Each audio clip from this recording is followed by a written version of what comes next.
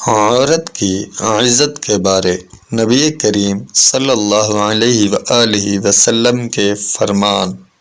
اگر عورت بیوی کے روپ میں تھی تو نبی کریم صلی اللہ علیہ وآلہ وسلم نے فرمایا، خدیجہ اگر تم میری جلد بھی مانگتی تو میں تمہیں اتار کر دے دیتا۔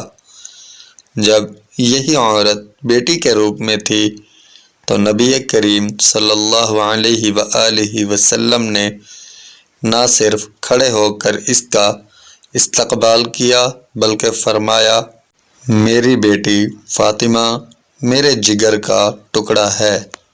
اور جب یہی عورت بہن کے روپ میں تھی تو نبی کریم صلی اللہ علیہ وآلہ وسلم نے فرمایا کہ بہن تم نے خود آنے کی زحمت کیوں کی؟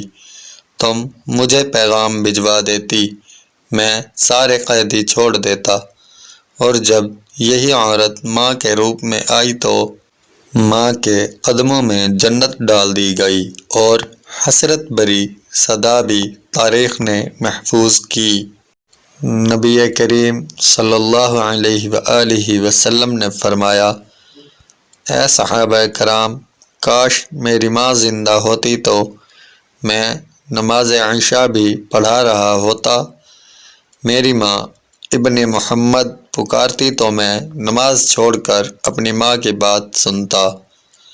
نبی کریم صلی اللہ علیہ وآلہ وسلم کو عورت کی تکلیف کا اتنا احساس تھا۔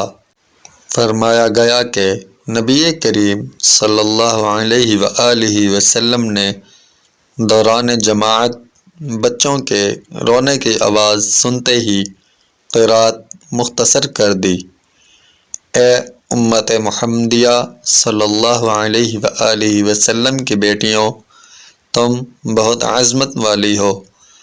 اللہ تعالی نبی کریم صلی اللہ علیہ وآلہ وسلم کی طرح ہمیں بھی عورت کی عزت اور قدر کرنے کی توفیق عطا فرمائے، آمین۔